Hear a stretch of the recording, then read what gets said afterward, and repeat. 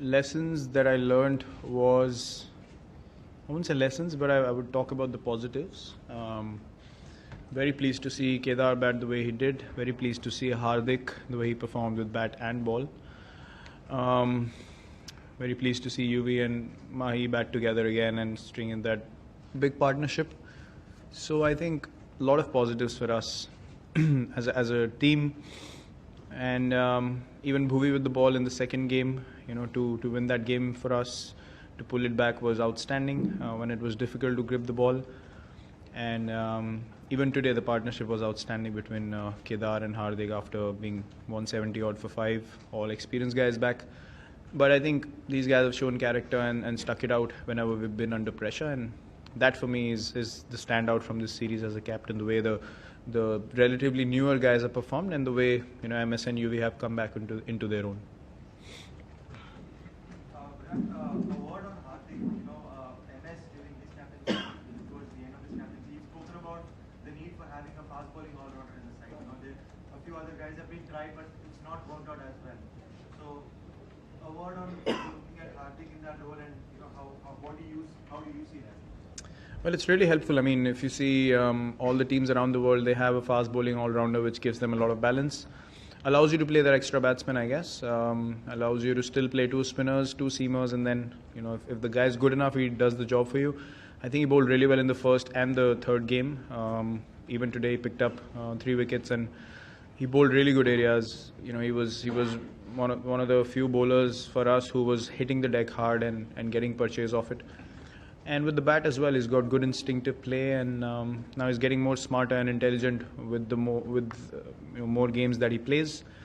And we spoke to him about not being too aggressive or reckless initially, and then he understands the importance of rotating strike and understanding when to score a boundary or hit the big shot.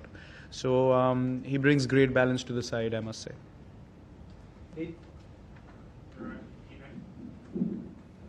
This game can have great highs and great lows. When you see a guy like Ben Stokes who you enjoy competing with have a day like he did at the World T20 final, here in April, and a pretty tough day, and then come back and get man of the match on the same ground. You just kind of identify with how cricket can take you on this roller coaster. Yeah, it's. I really felt bad for him in the finals. We all saw it. I feel he's someone who takes a lot of pride in his cricket, and he's very proud to play for England. And I saw the disappointment and the sadness on his face when England lost that final. But yeah, he's a guy with great character. He's always fighting to win games for England. We all see that in Test cricket. Even today, he was really motivated to win the game for them. You could tell by his body language.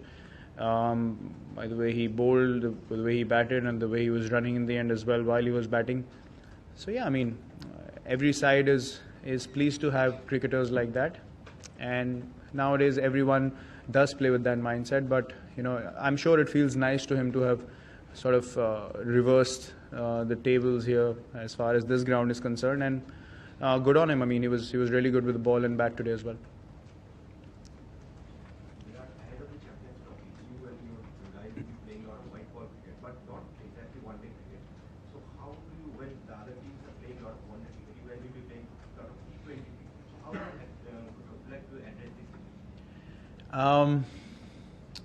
It's not such a bad thing. I think the more T20 cricket we play, we're going to get better at the death bowling.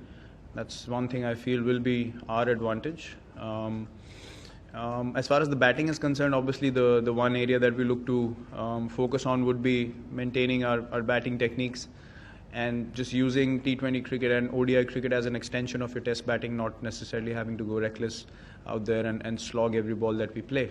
It's very important to understand how to score in those conditions, and you need to have a solid base and solid balance at the crease to be able to score runs in competitive conditions. So I think the focus will be on not wanting to overdo things, but at the same time finding a good balance between good conventional cricket and at the same time knowing how to score runs with that. I think that'll be key for us. Virat, do you think that conditions, especially the weekend, become a little difficult to bat on at the end of the match? Well, not really. I mean, I said in the post match as well. If the wicket has grass, the surface is hard. You expect the English bowlers to bowl in better areas because they know how to bowl on these kind of wickets and they know the bounce and the amount of seam, and they were pretty clever with the lengths that they bowled as well. So it's pretty similar to how we bowl on Indian surfaces and how we can reverse swing the ball and bowl in the right areas. So it's nothing new that we faced. We knew that it's going to be challenging against their quick bowlers, and that's why I said it was really pleasing to see two guys step up and take the game till the end. Gives us a lot of confidence going into Champions Trophy as well that they are good enough to counter pace and swing and still be able to play positive cricket. So yeah, definitely. I mean, the wicket was challenging throughout the day. I won't say it was just challenging later on, but you can understand where the game is heading nowadays. Even challenging wickets, you're getting 320 runs. So yeah, it all boils down to intent, I guess.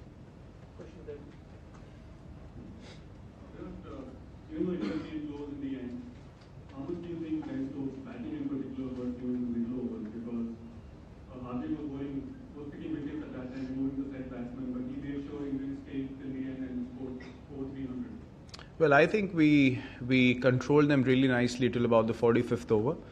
But with they bat till 10. I mean, David Willey comes in at 10. They're a very explosive one-day side. So the series makes it all the more special, knowing that we're up against a side which probably has the best balance going around in ODI cricket at the moment. If you have people batting till 10, if you have guys, as batting or bowling all-rounders, getting you 5 quicks in a wicket that helps the fast bowlers, that gives great balance to the side. Spinners not having to bowl too much with the wet ball. So yeah, considering that, I think we really bowled well till the 45th. We expected them to come hard in the last 5, and I was pretty happy as a captain with what England scored by the end of 50 overs. With the bat, yes, we could have made our partnerships bigger, especially mine and Yuvi's. Maybe the game would have been different, but as I said, I mean, situations are very different in cricket than what you expect them to be sometimes. But two youngsters stepping up, that was even more special for me to see rather than experienced guys taking the team through. I think it was an opportunity for them, and they played really, really well. Do you feel a slight pinch that the fact that England has scored 300 plus runs in all the matches? So do you have slight worry as far as the bowling department is concerned? Not at all. We've chased them down twice. I mean, we've scored more than them twice. And even today we were within closing distance of the target. So if I sit down as a captain and I expect teams to get out at 250, 260, then I'm just thinking totally opposite of how the game is going nowadays. I think if teams are scoring 300 plus, you got to make up your mindset to go out there and score them, or score more than what they are capable of chasing. So I think that's what the game is literally boiling down to, is how much impact your batsman can have in the game, because bowlers are finding it really difficult, especially when you have dew around. It's very, very tough for bowlers to execute their plan. So I think I would not like to say this, but the one-day game and the T20 game is more batsman dominated. Last question. Virat bhai, Champions Trophy से पहले ये last series था.